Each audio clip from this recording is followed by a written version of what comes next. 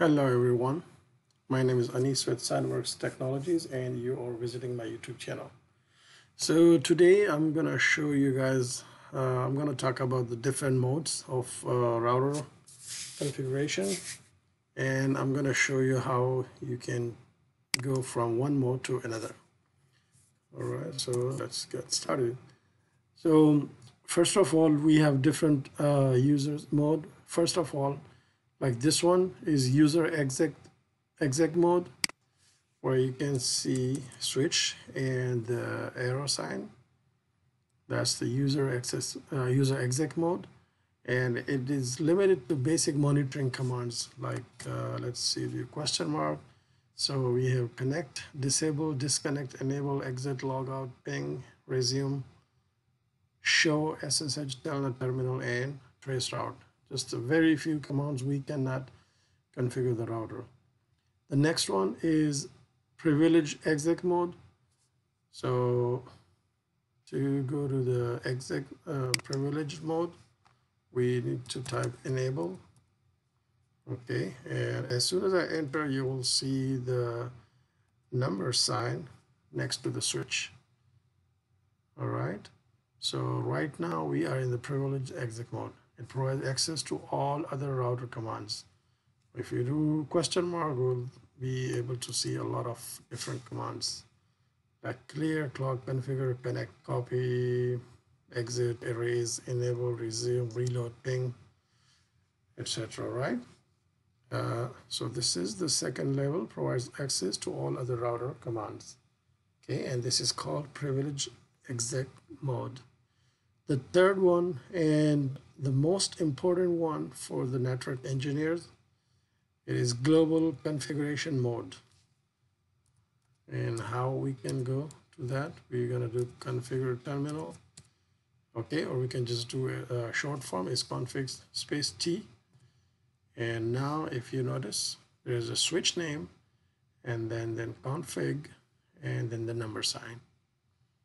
Okay, this command that affects the entire system. You can change, you can modify, you can add, remove some stuff, some configuration and some information.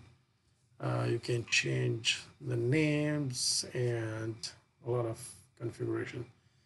The next level is specific configuration mode.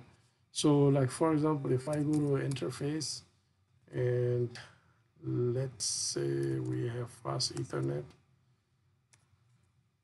Okay, we don't have any interfaces like Ethernet. So let me do show IP interface brief. Okay, we have 0/1. So if I go to 0/1, now if you notice the config status changed from switch config to the interface mode. So we are in the configuration mode, global configuration mode, but now we are in the specific configuration mode, right? So this commands that affects the interfaces, sub-interfaces, and routing processes like OSPF, EAGRP, etc. And how can we move from one mode to another one? So like, for example, if I want to go back one step, I will need to do exit, right? But let me go back to the interface and show you guys the difference. If I do end, END, it will take me like right out of the global config modes. It will put me back in the privilege mode. All right, you see the difference? So let me go back and show you guys again. Config T.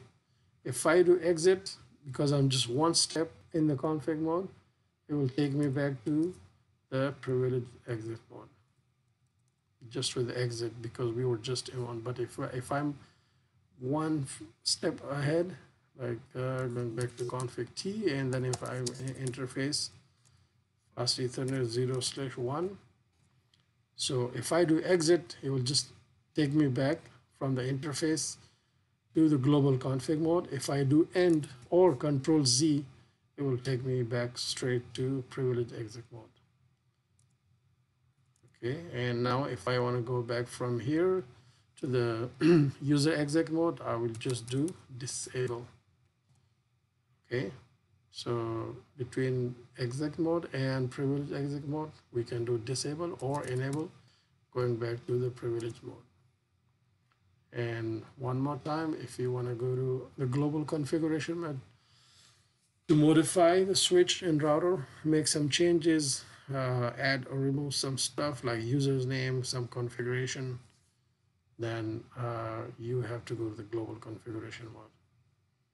So that was another short video.